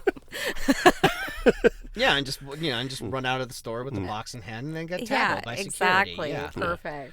Yeah, so these dumbass criminals are going around and they're trying to find them, and you think there would be more like shenanigans. You'd think there'd be a lot more of them like falling down or getting hurt or whatever, but there's not even really that much. They kind of like save all of that mostly for like the climax of the movie, Right. but it's just you just want Chris Kattan to like fall down an escalator. Like maybe he falls down an escalator that's going up, so he's like stuck on the escalator, and he just progressively keeps falling over and my over God. again. See, He I'm gets thinking, sucks through the yeah. stairs. See, like I'm thinking of funnier jokes for this movie than what this movie is giving He's us. not Wile E. Coyote. He's a fucking man. Well, maybe he should be. Chris Kattan kind of deserves to get hurt a lot. He's kind of insufferable in this. He admitted he got a concussion from the Shark Tank, which we will get to. Yeah. I said this when we were watching the movie, but I'll bring it up here since we're recording. Has Nick Kroll basically removed the necessity for Chris Kattan in Hollywood? I do think so. Like one can't Yeah. exist with the other one. Like continue. Only one can survive. Because it does feel like Nick Kroll rolled in and just gave us better Chris Kattan. Yeah. And now there's no room for Chris Kattan in Hollywood anymore. I mean, I think Chris Kattan is like, I'll be brief here, I'll try to.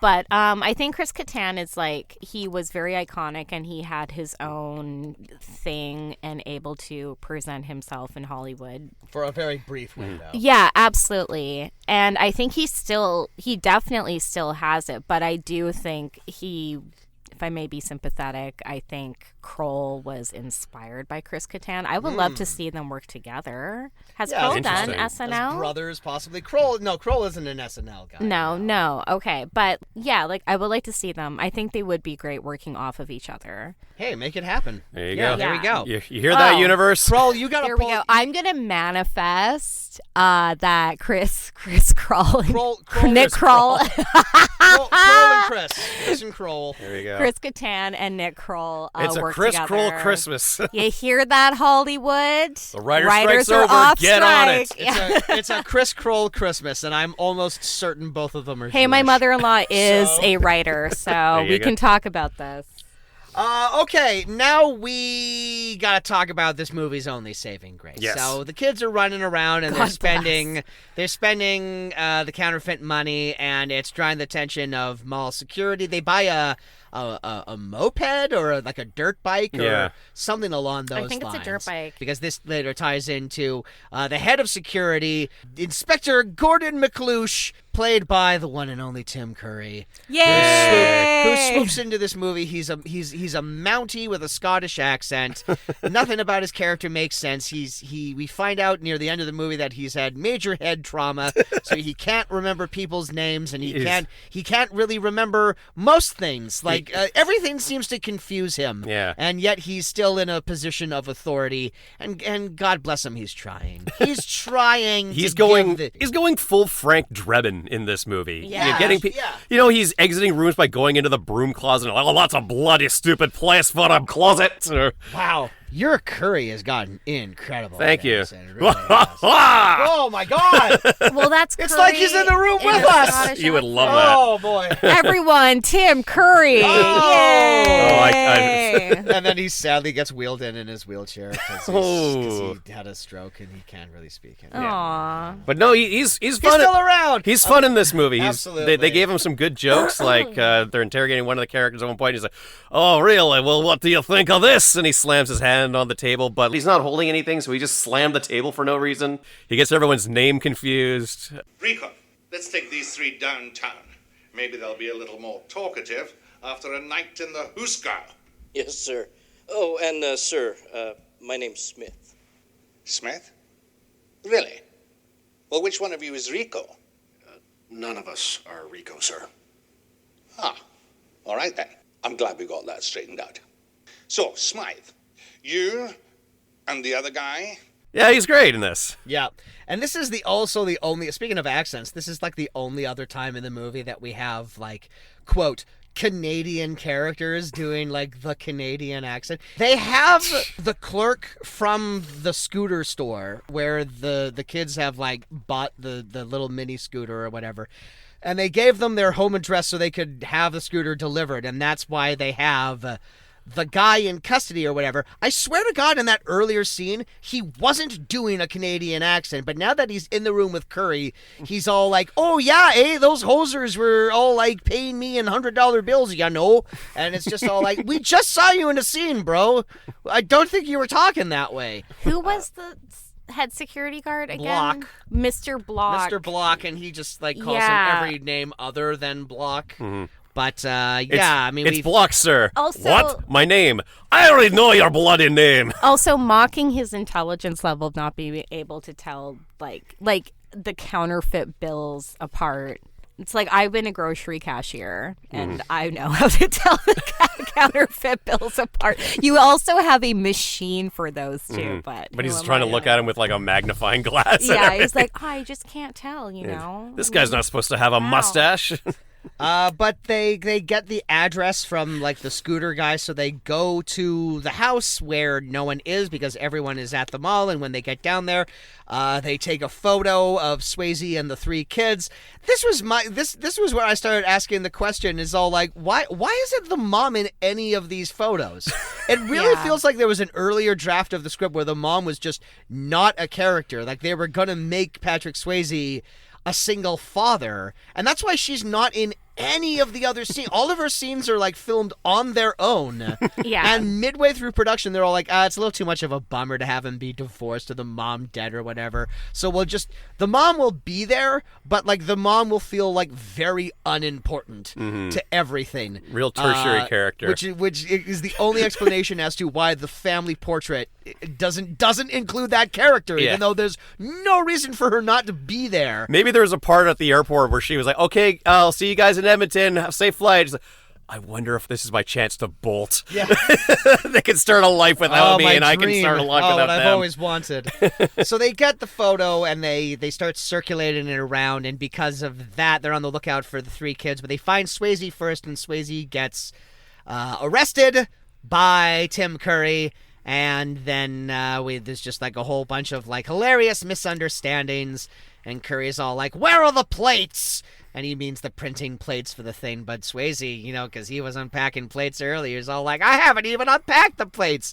And then my sides burst. My sides split from laughing so hard, I had to put my guts back inside my stomach, and I'm still not quite over it. Yeah, Tim Curry's trying, but he can't save this entire movie himself. He does a lot of heavy lifting. Yeah, and then, Oh, well, God. You mentioned that, like, the wife doesn't have a hell of a lot to do, but she is included in one of, you gotta have one of these kind of scenes in a Christmas movie where the parent is despondent, she's been bumped from her flight, she's just like, oh, I'm not going to be home for the holidays, and who should she have this heart-to-heart with but a kindly old man who's also been bumped, and he's said with, oh, I've been bumped from my flight, but I travel a lot around the holidays, and I see a lot of people over the holidays. You might say I Things go work out around. all around the world. You might say I have 8 regular travel companions. You might say I'm literally Santa Claus. Wait, no, that one's too far. You might say I live in the North Pole as a 1967 Woodstock Santa who sells magic mushrooms at festivals. This guy does look like he would have been to Woodstock. He had this real kind of like, I did mushrooms with Bowie and John Belushi back in the 70s. He was handing out LSD tabs from a top hat. That's a confusing trip, Jim Belushi and David Bowie doing mushrooms with that. I wouldn't know what... There's two very different energies going on there, Jameson. I don't know who I But would want. speaking of LSD trips, moving on. Yeah.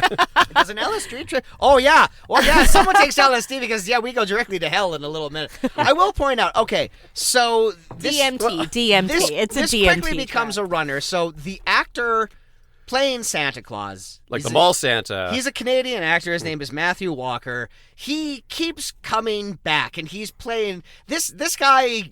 Like made some bank because he's playing like 4 or 5 different iterations of Santa Claus. Santa Claus is getting sneaky in this movie, and he is inserting himself into this one family's life. He has a highball at Earl's with Patrick Well, Swayze. yeah. So the reason I brought up the thing with the wife and where she has like that heart-to-heart with Santa, because it's like, oh, okay, well, there, we checked that box. We got the scene where the parent has that heart-to-heart. And just to eliminate any subtlety from this whatsoever, when he's at the airport, the loudspeaker comes over and it says, "Hey, Christopher Kringle, your flight is ready to go. Christopher Kringle." He's all like, Yeah, that's me. That's me. Do you get it? All right, bye now. And He's Mom like, wait, how did you still know my doesn't name? get Yeah. it. And I'm just like, okay, well, whatever. Like, weird that she got that talking to, but whatever. We got that scene. The very next fucking scene is Patrick Swayze at a bar At Earl's. at Earl's, like nursing a At beer. Earl's Lounge. Yeah, nursing a beer or whatever. Woe is me, I don't have a job at Christmas, and who gives him a heart-to-heart but another fucking Santa Claus? Well, In his suit. This is Taking pointedly the edge off. the same Santa Claus from earlier. This is the mall Santa Claus that his daughter has talked to. That now I guess he's off shift and now he's just like dressed Sinterklaas. in his Sinterklaas outfit in Earl's, having a little libation, and he gives some wisdom to Patrick Swayze, and then.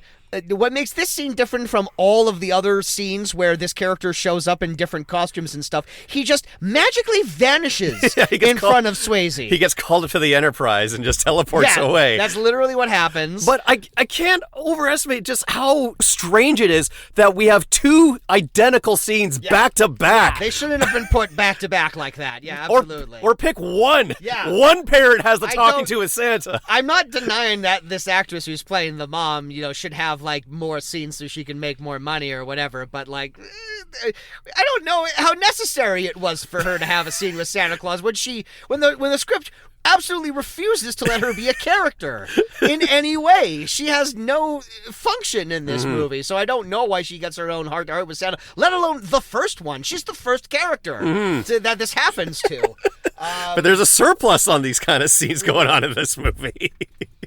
So Santa Claus shows up as Santa Claus. He shows up as Woodstock Santa, Kris Kringle. He shows up as the mall ghost with an eye patch and a big scary dog. We didn't mention that the middle child tries to scare the little girl into behaving by saying there's a mall ghost that eats kids or whatever. Right, and as previously established, it's long been a standing rumor that West Edmonton Mall has an entire society of people living underneath the mall, and they have like bazaars, and they have their own currency and everything. This is what I was told when I worked at West Edmonton Mall back in 2005. So I must assume that they were all removed for the shooting of this movie, or they were driven even further underground. But this must be like a little nod to that, because he seems to be playing a subterranean mole person in this one moment here. Just this cryptic wizard. He is a cryptic wizard, yes. Bye, And then the thugs catch up with them, and they get underneath the basement or whatever, or like behind the scenes and stuff. And Chris Kattan falls into a shark tank.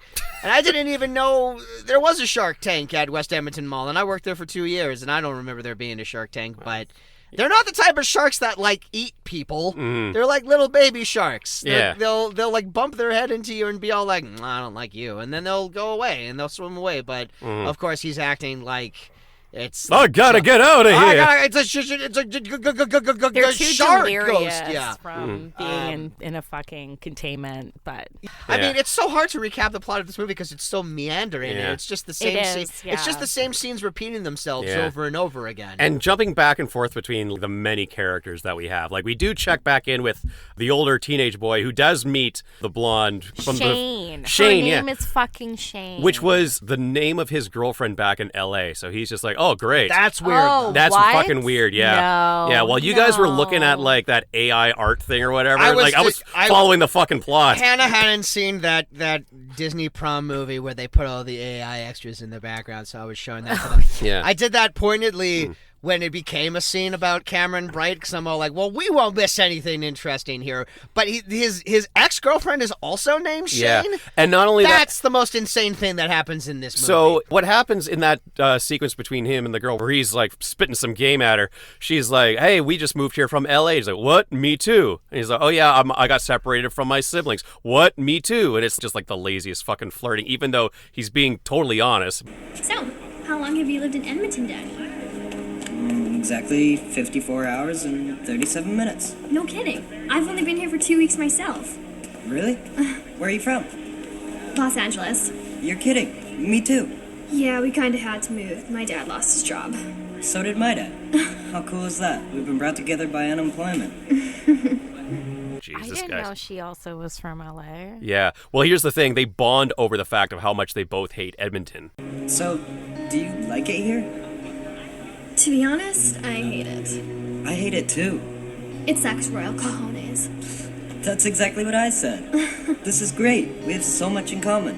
What a better movie would have done was she's actually a local gal, and she's like, what, have you never tried ice skating? Here, let's do some of my favorite activities, and then you can fall in love with your new home, and I can show you around. But no, they bond over the fact that I miss the beach. Everything in Edmonton sucks, and that's how, that's how they get along. Here, this is called poutine. Mm-hmm, It is the national dish of our people. Mm-hmm. We call these loonies and toonies. I get it now, yeah.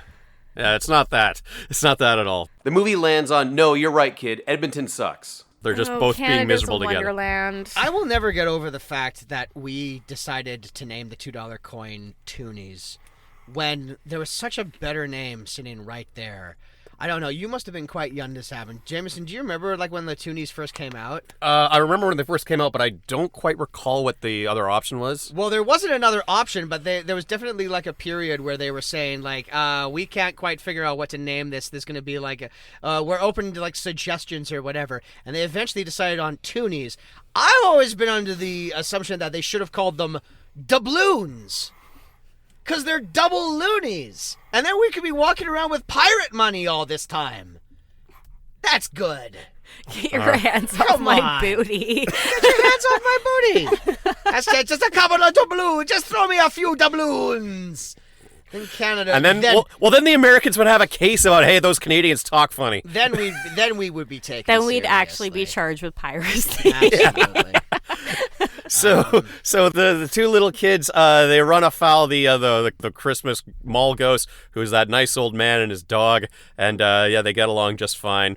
And then as they're leaving the underground, oh boy, this was the main thing that I remember from the last time we watched this movie, and then I'm like, God, we're gonna have to see this again, aren't we? Yeah, so because they find the kids, right? Go through this exit, and then you'll see, the older brother finally finds his younger siblings, and the girl is there too, and they've all met up now, and they're all together. And then they're all leaving, and they've said goodbye to creepy hobo Santa. And then Brian lags behind a little bit, and he passes a red door that Hobo Santa specifically said, whatever you do, don't open that door. It'll take you to the North Pole. He's like, ha, and what? then Brian's like, I'm going to open this door. Nothing could possibly go wrong. And he opens the door, and it takes him directly to hell. It takes him directly to the bowels of hell. Well, holy shit.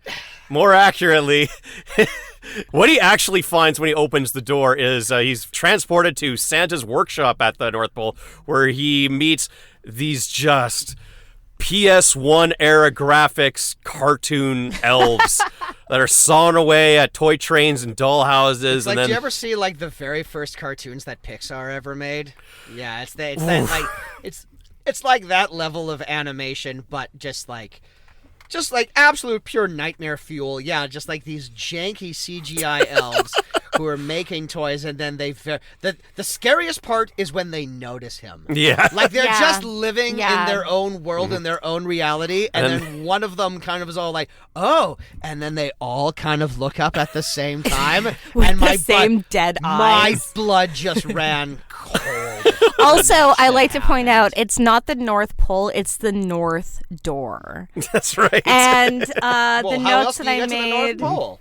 That's true. What did you want to say, Hannah? No, so yeah, it was called the North Door, and the note I made was the alcoholic that they found from the unemployment office who wrote the script remembers a DMT-infused trip of when he got lost in the basement of the mall. And Brian is And opened up. Now, obviously, they didn't have this. Well, maybe they did. Who knows? They either didn't have this CGI ready before they shot the scene with this actor. Or that was as good as it was going to get. or they did and they showed it to him. I would believe both of them because the actor playing Brian certainly gives a reaction like he is seeing these creatures because he's very unnerved immediately. And he says, "Hey, this wouldn't happen to be the North Pole," and then one of them just smiles and nods, and then the poo poo goes in my pants because I'm very scared at this point now. Yeah. I'm not having a good time at all. They're all smiling, but you can see that they didn't bother to texture any teeth or the inside of their mouth or anything. It I is wouldn't so even say creepy. it was early Pixar. It's like early DreamWorks when all the artists rejected from Pixar went rogue and decided to start their own animation. We can figure It's worse animation semantics. studios It's like ants with a Z. You're right. Thank Hannah. That's what that is, yes. some Bush League mainframe shit that they did. and Most likely then- was made by some, no. Well, it was Canadian, so it might have been mainframe. You know It what? might have been- shout out to Mainframe. I Thank bet- you for making Reboot. It and might all have the been Barbie like movies. the 3 people who couldn't get hired at mainframe, and they got hired to do this. It was one guy in Edmonton who is like a friend of the production says like, "Hey, my friend works for Mainframe. They'll do it on their off hours." Like that was made by like one guy, fast. It was a co-op yeah. student trying to apply for the Barbie film. Well, it's either that or it's either like someone who didn't know what they were doing, or they got someone who did know what they were doing, and they were given like an afternoon to throw it together. It's all like, great, yeah, no, I can make you like your little like animated like elf Santa's Village thing. Yeah, absolutely. I can. Great, the throw movie that comes together. out tomorrow. Yeah, absolutely. Yeah. and then transferred $50. Yeah, absolutely. I'd believe it, definitely. But then that's never referenced again. That's never brought up. And the plot as it is goes on. And that kid has to live with the reality that he's seen some shitty fucking CG elves and has to grow up knowing that elves are real. It would be So, a weird, vulnerable moment during a date, just like, I've seen things. Yeah. that stays with the man. That stays with the man. So the older brother and his New Shane. his new Shane. New Shane. Shane hanging out Reloaded. at the mall. They immediately get picked up by Inspector McClush, so they're out of the story, and the movie is all the poorer for it because what important, vital characters to this narrative. Why did Shane get picked up as well? She had just met the guy, and now she's getting interrogated. Association? I guess. I don't know. I mean, she's what's the word? An She's accomplice? she's an accessory. Yeah. Thank you. Because yeah. she's part of it. I don't know. Why does anything happen? No, Captain Morgan's kicking my ass, too. Yeah. So Speaking now, of which, so now the kids. You still have a shot. You haven't drinking that Ahoy, yet. matey. I know. I gotta yeah. wash down this I should have nog- taken shots after my little doubloon rant. So, nog of egg. what the fuck? Okay, so the 2 little kids are left. They have like a kind of like a face-off with the 3 criminals. And they push Carmen Electra into a Christmas tree, and she falls over. go for a run, and then they. They go for a I run. paid a lot of money for this nose. And and then Preston falls over and farts, and Chris Kattan jumps off something and hurts his leg. And then the fat guy falls on him and farts again. Yeah, and All those donuts. there's like almost some antics going on here, but nothing that would require like a stunt supervisor or anyone actively trying to make this a good movie. And then the 2 remaining kids are like, they ain't gonna stop until they get their money back. So it's time to nut up. And so they go and they, even though it's already been established that their money's no good. The money's no good. They've already cue the Spy Kids montage. Yeah, and they all the apparently people have enough money left to buy like camo gear and ping pong ball. They buy all the ping pong balls in leather West Edmonton fingerless Mall. gloves. Yeah, and they do all this while all the stores are now aware that these two kids, they have their picture. Yes. But I guess it's the fucking holidays and they're too big. Well, they go to the one survivalist store and the guy behind the counter is all like, I know this is counterfeit money and I know you're wanted by the authorities, but you know what? I live off the grid. Right on, brother. I support you, young children. Don't Here, tread you on me. Take what you want. It's on me. It's for the holidays. There you go. That's what it is. They He works at the Army Navy on East Broadway. Yeah. They got David Koechner for one scene, and he's just all like, just take it all. I don't care. Sovereign citizenry. And then this just blatantly becomes Home Alone, and they set all these traps around the mall. Traps. Only the three criminals fall into. None of the other hundreds of people who are in this mall at this time, who are just like it's so funny. In every scene, you see one extra in the background going on like, "Fuck's that." No, it's true. Carmen Electra. Even Ooh. one checks out Carmen Electra as she walks by. Oh yeah, there's that one after her makeover. There's Like that one old man. That one dad who was like sneaking a peek. Yeah. There was one personal assistant on set whose job it was to go up to people just being all like, "Hi, we're filming a stupid movie over here. Can you just act like we're not doing that?" And yet still in every scene there's one person looking over the shoulder like, "Oh, what's that guy's name? What are you guys doing here?" Carmen Electra Is that in a wig? Saturday Night Live? Hey, Dirty Dancing! Yeah, exactly. Hey, Swayze! Yeah, exactly. That's exactly what's happening. Yeah. Take my breath away! And then everyone was very respectful to Tim Curry because he commands Oh, wait, respect. I'm thinking Top Gun. Never mind. That other 80s No. film. Swayze got his breath taken away. Yeah. So the kids use the dirt bike to chase the goons around. The two goons get on one motorcycle They get each. on the same motorcycle, even though Preston Lacey is the size of Preston Lacey. Yeah. Yeah. And they drive off through a window and into the pool or something. Wipe out. Yeah. Yeah. Like throwing all this glass into the Fucking pool. one-liners. And then Carmen Electra, who very quickly becomes like the central antagonist of this movie out of nowhere, follows the little girl up to the roof. Yeah. There's a pretty lady! There's a pretty funny shot where the little girl is on the glass ceiling above the water park, and she's just bashing it with a hammer because she's just doing it to loosen the structural integrity so Carmen Electra can fall down. But it's just kids, there's childish pranks and one thing like that. This is just destruction of property. Yeah. You're just actively you're gonna have to pay for that repair. Yeah, The mall's not gonna let that vandalism, slide. Absolutely, and Yeah. it's gonna snow soon. So yeah, this is a big problem. I like how the roof of the mall looked nothing like the exterior that we saw with the massive 30-story glass skyscraper behind it. Yeah, where was the God. bubble machine? Where was the rainbow maker? Yeah. Exactly. Also, let's not forget the stairwell scene where she gets covered with ping pong balls. By where the hell did she buy? I'm still laughing. All of those How did- ping pong yeah. balls. How did that one little girl lug all those ping pong No, balls? that's the Yeah, thing. exactly, I mean, yeah. enough of them will weigh a ton. Yeah. Look, in Home Alone, you see him setting the shit up. Yeah, exactly. It's not just you can't just wave your hand and be all like, "No, they Home Alone them." It's all like, no, it has to make some sort of sense. Yeah. Yeah. I mean, he got his hands on a crossbow and a flamethrower, and he's under 10 years old. Well, he didn't get his hands on a flamethrower. He got his hands on a can it of was a aerosol torch. spray. Yeah. And he And cre- no, it was a blowtorch. You know, blowtorch when you're over the 10, door. you can't get a flame. Elon Musk wasn't around, so you can't just buy a flamethrower. You got to make your own flamethrower. Right, for You sure. Uh-huh. Yeah. And then, and then Carmen Electra falls through the ceiling of West Edmonton Mall, and she falls into the sea lion tank, and the sea lions try to drown her, and it's very cute. She calls him fish. She's like, "What are you looking at, fish brat?" Yeah. And then the sea lion fucking fucking like just puts his neck on her. If the fall doesn't kill you, the sea lions will. Yeah. She's probably under the water for like a minute and a half. Someone had to train that sea lion to do that, and you have to do it with specific people. So it's like that sea lion Now was trained commit murder to murder Carmen Electra specifically, and that sea lion is still out there. He was released into the wild afterwards, and he's out there and he's searching for Carmen Electra. And Carmen Electra can't go to the smells water. one of her wigs. Yeah. It's just like hungry. Carmen Electra can't go to the beach anymore because she knows that sea lion's out there and it's still looking for her.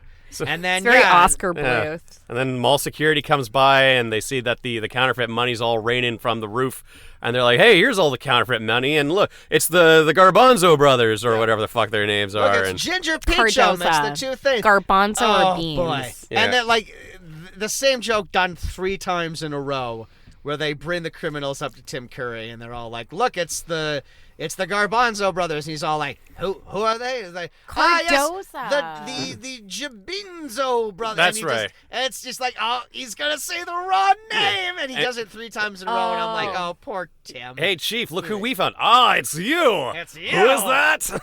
Oh my god. And then the family is reunited, and we'll let you go. Kalush lets Swayze go because he blames it on someone else, of course.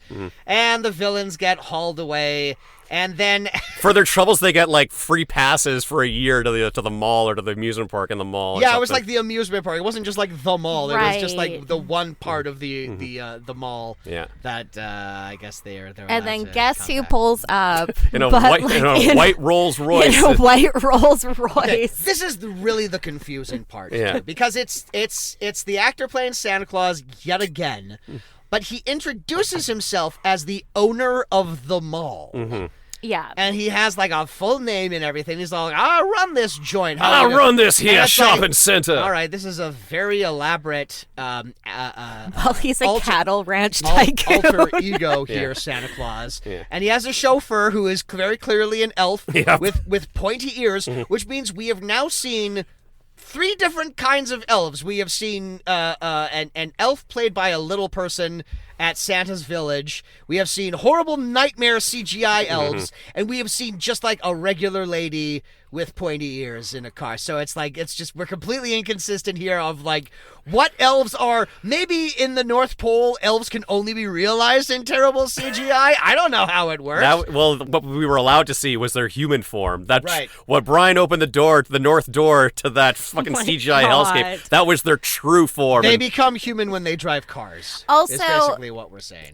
Is this movie implying that Americans think that Edmonton is closer to the North Pole than actually is? I mean, it's closer to the North Pole than LA is. Yeah, touche. It's technically speaking. Yeah. This is the most confusing element of this, is that this Santa tycoon who I guess like owns West Edmonton Mall says to Swayze, does he like imply it's all like, "I'm aware of the fact that you've lost your job"? Because I guess he like says is all like, "Well, I was informed about your unfortunate arrest here, and now I'm an expert on you and whatever. And I've learned that you've lost your oil field job. You know, I have a little property or something." So Limousine Santa offers Patrick Swayze a job. He says like, "Come up to my property up here in the Catskills of Edmonton, and I'll get you all set up."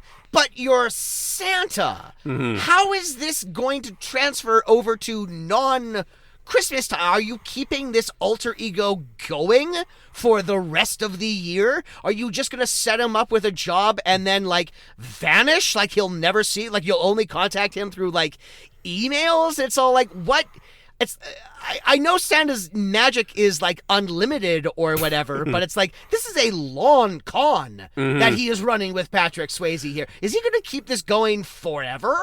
Like, what's his plan here? I think maybe the industrial stuff is like what Santa does every other day of the year, and Christmas is just like his once-a-year volunteer side hustle or whatever. Well, if that's the case, then it really worked out, like, luckily in Patrick Swayze's favor that it just so happened he was in the profession that he had just been fired from. Also, I really hope the actual owner of West Edmonton Mall rolls around in a big Rolls Royce and Offers people jobs. Offers people jobs. He's like, well, he just waits until like the end of the day and families are leaving malls. They're like, well, did you enjoy my mall? This is my mall, don't you? You Eustace K. Kringle, how you do? Here, have some money, have some chicken. I run a little cattle running outfit up north yonder, and I need a couple of sturdy ranch hands there around these paws. Now, I may just be a simple country mall owner, but it seems to me like someone around these parts has lost their Christmas spirit. And I reckon I might be able to find, with my 4 identical twin brothers. We scour the United States looking for people in distress around the holidays, and then offering them jobs at my reindeer ranch. Bringing only the most basic of white families together during the holidays. Yeah. And then Swayze takes the kids home, and they see the house has been trashed. The house has been trashed by McLush's men, and he realized, oh no, I completely forgot to buy any presents. As he's pulling in, he's like, oh man, I forgot. Oh no, I just remembered something. After all that, I didn't get any Christmas presents. I completely forgot to buy presents. No one ends up with anything. Yeah, and but at least they have each other. And they all go to bed in the same room. Yeah. As families do. The dad is asleep in the bed with the 2 younger children, and Cameron Bright, for some reason, is asleep on a chair. Because that's what teenagers do. He's a moody teenager. Yeah. You kind of want to put some distance between him and the family. Well, how about he's at that in age. his own fucking room then? He's at that age. How about he's in his own fucking bed? He has his own fucking space. The family went through a traumatic event. That's right. They need... So the next... They were detained for 2 hours. Yes, they're all suffering trauma. Yeah. So the mom comes the next morning. She shows up at the house, and she's like, oh, wake up, kids. It's Christmas Day. And then they go downstairs, and whoa, there's a tree, and there's full of presents. What she does is she comes in, and she looks, and she sees something. We're not privy to what she's seen. She just looks, and she goes... Oh my God. It's that Spielberg classic looking off camera. And then it cuts to her like going up to see her family, and all it shows is just like 4 lifeless bodies in a room. And the way it's edited, it kind of feels like she's walked in and they've all died. Like they all died from carbon monoxide poisoning or something. Like they're just lying there motionless. But no, she was reacting to the fact that there's not just a Christmas tree, not just like a ton of presents and an Xbox 360 and everything that they wanted to do, but their previously not functional fireplace is now like a fully working fireplace with like a working chimney. Mm-hmm. Yeah, exactly. And it's like, because that's what Santa does. Santa comes and does major Without home waking up the renovations. family. Yeah. She's like, honey, I told you I didn't want a chimney. My smoke allergy. What did you think of that? Yeah. I don't know. All those little elves from the north door just like finished the chisel house. job that the girl did. That's what the one was smiling about. It's all like, wait till you get home. You're not you gonna get believe. home. You're not gonna We believe have a the surprise shit we did. for you, little boy. I left some surprises around the house, but you're not gonna find them till Easter. And then they go into the kitchen and they see that the turkey dinner with all the fixins has been made and warm, left by overnight. the way. Yeah, Still warm. It's like, Santa, pump the brakes a little bit, all right? Like they can make their own fucking dinner, all right? Like he's acting like this is the most That's the put magic upon. of the holiday. It's the most put upon family in the world. That must have been some letter Mary sent him. Really, it's just like a handful of minor inconveniences. Yes, it's not great that the dad doesn't have a job, but he'll find another job. He's an able-bodied Patrick Swayze. Well, he would die 2 years later, so he's not able-bodied, but you know. Yeah, and then thankfully that is the end of this Christmas in Wonderland. Mary looks out the window and she sees Santa standing up against a CGI background, waving goodbye. And there is, in fact, snow on the ground, so that's the other miracle It's that like, he's done. There's snow on the ground in December in Edmonton. It's a Christmas miracle. What a shot. They couldn't get the actor to show up for one day to stand in the middle of the yard. They had to shoot that on a green screen. And then we watched some bonus features. We watched some cast interviews where they asked people, all the members of the cast, why they wanted to do this movie. And Patrick Swayze's first line in this was, well, I need a kid fix. And I'm just thinking, like, all right, you know what, Patrick? I know this is just a supplemental for the DVD. You want another run at that? I think maybe we should get another run at that. I think maybe you don't want to say this. And and they interview literally everyone from the cast. The only cast member they don't interview for this is Preston Lacey. One assumes he was too busy getting covered in honey and rolled down a cliff into a bear's den. What did Tim Curry say when they interviewed him? Like, I'm very wary of the scripts that I'm sent because I know I'm in some Stone Cold classics, and I'm very careful about the things I appear in. And sometimes they get you. Did he just? He had lots of pauses in his. He had so many pauses. It was almost like he was someone had asked him the question, "Why did you want to do this movie?" And his response came out with the tenor of someone who is just now asking himself the question, why did I want to do this movie? It's almost as if this was the first time he ever asked himself that question. Yeah. And he realized, shit, I'm being filmed. I have to come up with an answer. Was he visiting relatives in Edmonton at the time, and they're like, hey, Tim Curry, be in our movie? He was on some sort of actor sabbatical and just needed to make some extra cash. But as silly as it was nice it's nice to just see Patrick Swayze talking again. Yeah. And it's nice to see Tim Curry speaking because he can't really do that much anymore. He's still and Chris Kattan. Yeah. It was nice to see Chris Kattan. Chris Kattan is still healthy and alive. Chris Kattan could be in a movie tomorrow if he wanted to be. That's true. But it's never nice to see Chris Kattan. Yeah, it's nice to see Tim Curry, even if he is just saying shit like, "Oh look, the water show is starting." Oh my god. Oh look, the water show is starting. Terrible, Scott. Was there anything else that we wanted to? All right, I got nothing to talk about. I got nothing. Hannah, is there anything else we wanted to talk about? Waited 2 years to talk about this movie, and I got all the notes out. That's it. I covered everything I wanted to say. Hannah, do you have any final thoughts? Final thoughts? Like what? No. It was just your classic low budget holiday. Did it ever make theaters? No. No. No. This went straight to malls. Yeah, no, exactly. The mall bargain bins from Walmart. Just low budget film. They, again, like I said before, they spent a lot of their budget on hiring these actors. I'm glad to see them all working together. It was good to see Patrick again. Rest in peace. And also Tim Curry working again. I, again, have a soft spot for Chris Kattan, but I digress. What's your favorite Kattan joint? Kattan joint? Yeah. Film that he did? Mm-hmm. Yeah. Or just Night at the Roxbury. Night at the Roxbury. That's the big one. Yeah. Absolutely. I don't know of any. I know that he's done others that I haven't seen. He's done some dramas. But that would be interesting to dive into when I'm sad and trying to escape the world. And then, of course, he was great. I really liked him on SNL. As Mango. Yeah. And working with, Molly Shannon and Will Ferrell. Yeah, no, I don't. It was just, again, there are maybe only 5 or 6 Christmas movies that I like, but most really cheap, corny Christmas films I find insufferable. And this is one of them. Yeah. I don't know, it was just quick. There wasn't any originality to it.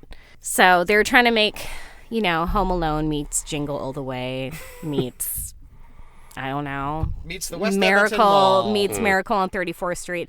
It was fun though seeing the store names. I know I was yelling that out all the time. I was like, Sears! There's Sears! Okay, you're just naming things that you're seeing. Very Anna. Leonardo DiCaprio. Just that's me! That's it. That's the one. I used to shop there. There we go. Payless Shoe Source. SCUK. Yeah. Well, does this movie belong on the naughty list or the nice list? No, this movie's very naughty. This movie gets a big lump of coal up the bum, and I'm thrilled that we can put an end to this. Put a bow on it. Wrap it up and throw it in the river. And have it be drowned by a sea no, lion. but I'm glad we finally could. the sea absolutely. lion wins. Yeah. There's a shot where the little girl is talking to a sea lion, and the sea lion's like nodding, like it's like understanding her. That was like the 12th take that they got, because that was the only take they had where the sea lion didn't try to drown the little girl. This movie is a whole lot of nothing, and I'm glad that I own it on DVD, and I'm glad I could watch it with my two friends. It was nice to do that again. And it was nice for us to have seen a movie before and then want to share that experience with someone else. It was like back in the fuck is this days. Absolutely. Yeah. And it's on YouTube now, so we can share it with the world. We So can it include can- the link. You can watch it. You can watch it at home. You can watch it alone. Make this a syncable commentary, even though we're not going through the movie beat by beat. In fact, this episode's probably significantly longer than the movie, but whatever. You know what? Do it anyway. You don't need to pay attention to what's going on. It's not important. Hannah, thanks for coming back. Just thanks. And Merry Christmas, Happy Holidays. Merry Christmas. Thank you for these delightful glasses. Oh, you're welcome. What does yours say? Mine says ho, ho, ho, because that's what I am. Ho, ho, ho. And what does yours say? Happy Holidays. And mine says peace, joy, and love. Very wine mom of me. In that order. These are very wine mom glasses. Yeah. They are. Yeah. They're a dollar store find. I like it. Anyways. I'm drinking all of my liquids out of this from now on. Actually, this is a good... They put a good dent in this bottle, that's for damn sure. Jesus. It was me. Well, that See was if Joel wants some. That was Christmas in Wonderland, directed by a wife-beating piece of shit. He wasn't married to Farrah Fawcett, but don't hit ladies. No. That's what we want to leave you with this holiday season. Comfort, joy, family. Don't hit women, and nutcrackers. And there you go. That's what we forgot the Santa in the front yard. Oh, that display Santa? Yeah, that display. Kaz was looking at me as like, don't. We're bring so close. up We're so done. You did. I did want to, since we have brought that up. So my least favorite kind of Christmas decorations to set up. Those things suck. So Cameron Bright builds this like Santa. He builds like this like motorized Santa that's like waving or whatever. He can't figure out how to do it, so he puts the face on the hand. So the hand is going up and down and the face is moving. Later on, at the very end of the film, Santa Claus, green screen Santa Claus shows up, and he morphs into the Santa. If they were smart, Very what they obvious should have green done, if he's screen. already green screen anyway, they should have put Santa's face on his hand. And then just have him waving. I don't know. Those things are such a pain in the ass to set up that, like, you know what? It's standing upright. It's moving. We're good. All right? I never should. Oh, my God. All right. I never should have brought that up again. All right, so that's fucking The movie Christmas in meandered. Wonderland. It's meandering. And so are we. All We're right. drunk. And so is this podcast. Yes. And if Yeah. you've listened to us this long, guess what? You've got some issues. This is the end of 5 years. This is the end of 5 years. 5-ish. And 5-ish. And thank you for staying with us for this long. This is our last episode of this year. Sometimes we try to squeeze into Christmas episodes, but I'm too busy right now. We just don't have the time to get it. We barely had time to get this one together, but it had to be done. Yeah. We had to release it upon the world. But we're not planning on stopping yet. We got some plans. We got some theme months. Looking forward to that. In the chamber, we got like some topics that we're gonna tangentially tie episodes together on, and it'll just be like another year of more of this. And if you're into it, thank you for being into it. And thank you for sticking with us. It's for only so gonna long. get better. And thank you for staying with us in this very sloppy episode that we're throwing together. Sloppy in the sense that we're more than halfway through a bottle of Captain Morgan spiced rum, And right we're now. easily a half hour over our booked recording time. So, if you like this episode, please check out our previous episodes. We are on Spotify and YouTube. Of course, you're listening to us on one of those platforms. If you're listening to us on Spotify and you want some more visual images, check us out over on YouTube. You can see the images that Jameson has kept on his computer for over like 3 years now. They've been on there, and he's finally going to release them to the world.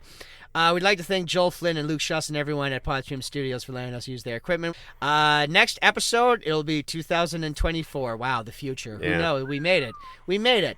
Who knows what horrifying new things will happen in the coming year, but we'll be here and we'll be holding your hand throughout it, and we'll be there. That's not even a metaphor. We'll be there. I mentioned we're over by half an hour, right?